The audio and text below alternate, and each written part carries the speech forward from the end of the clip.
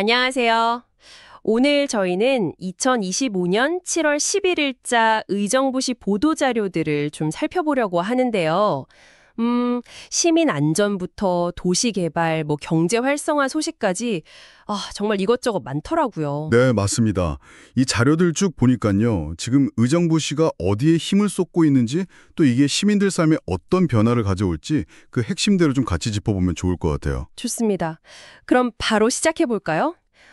먼저 눈에 띄는 게 시민 안전이랑 복지 부분인데요. 벌써 폭염 얘기가 나오네요. 이른 더위에 노인 일자리 참여하시는 어르신들 대상으로 안전교육을 했다고요. 네, 그 신공노인종합복지관에서 한 거죠. 예방수칙이나 실내 안전 같은 거요. 김동근 시장이 직접 와서 어르신 건강이 최우선이다 이렇게 강조하고 일자리 확대도 약속했다니 상당히 신경 쓰는 모습이네요. 그렇죠. 특히 어르신들한테 폭염은 정말 위험할 수 있으니까요. 이런 선제적인 대응 중요합니다. 그리고 이걸 또 노인 일자리 사업이랑 연결한 거 어르신들 활동하시는 그 동선 안에서 교육 효과를 높이는 거니까 꽤 효율적인 방법 같아요. 네, 7월 중에 1,900명 정도 더 교육한다니 규모도 꽤 크고요. 그리고 또 의료 돌봄 통합 지원 시범 사업 이것도 7월부터 본격적으로 한다고요. 네.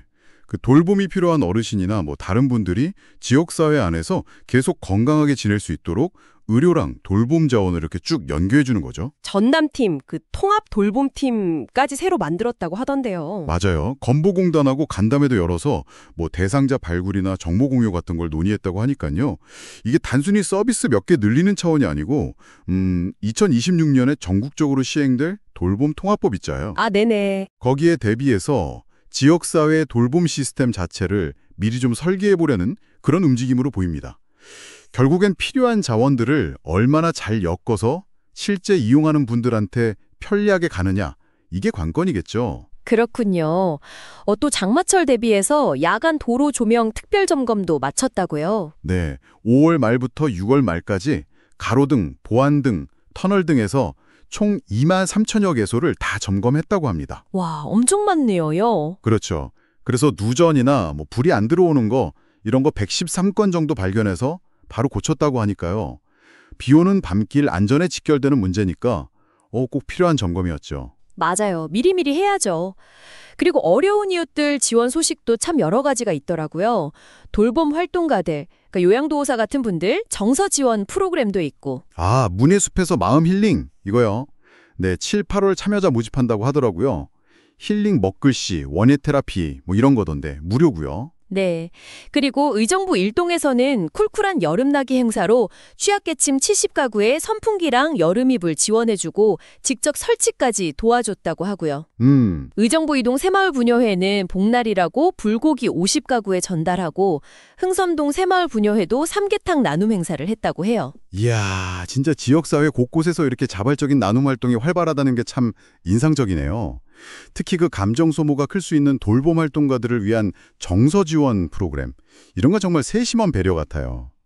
이런 활동 하나하나가 모여서 지역의 그 복지 안전망을 더 촘촘하게 만드는 거죠. 네, 그렇겠네요.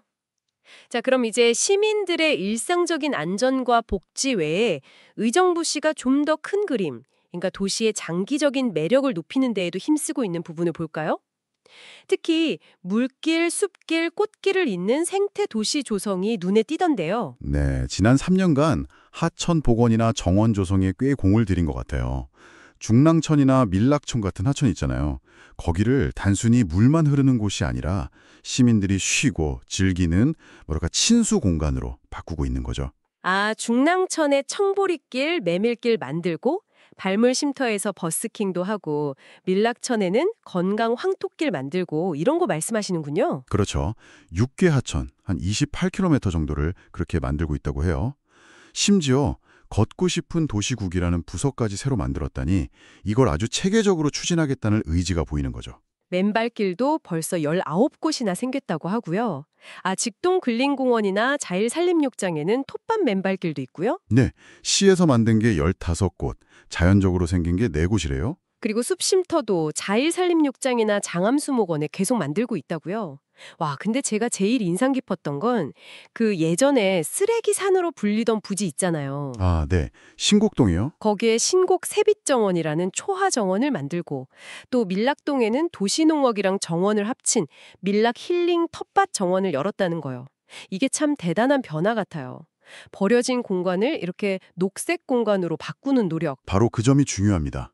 단순히 녹지를 늘리는 걸 넘어서 약간 부정적인 이미지가 있던 공간을 시민들이 좋아하고 자주 찾는 그런 생태 공간으로 완전히 탈바꿈시키는 거잖아요. 이건 도시재생에 정말 좋은 사례죠. 네네. 그리고 추동공원을 추동숲정원으로 만들면서 시민참여단까지 운영한다는 거, 이것도 주목할 만해요. 시민들이 직접 참여해서 가꾸면 공간에 대한 애착도 커지고 또 공동체 활성화에도 도움이 되거든요. 그렇겠네요. 그리고 호원천 생태하천 복원 사업도 9월에 준공 예정이라고 하던데 이게 도봉산이랑 중랑천을 잇는 생태축 복원이라고요? 네, 그것도 생태 네트워크를 구축한다는 차원에서 의미가 크다고 볼 수 있습니다. 이런 녹색 매력뿐만 아니라 대형 문화 행사 유치를 통해서 도시 이미지를 높이고 경제 효과도 보고 있네요. 얼마 전에 의정부 종합운동장에서 열린 싸이 흠뻑쇼. 네, 그거 정말 대단했죠. 약 3만 명이 방문해서 경제 효과가 무려 129억 원 이상으로 추산된다고요.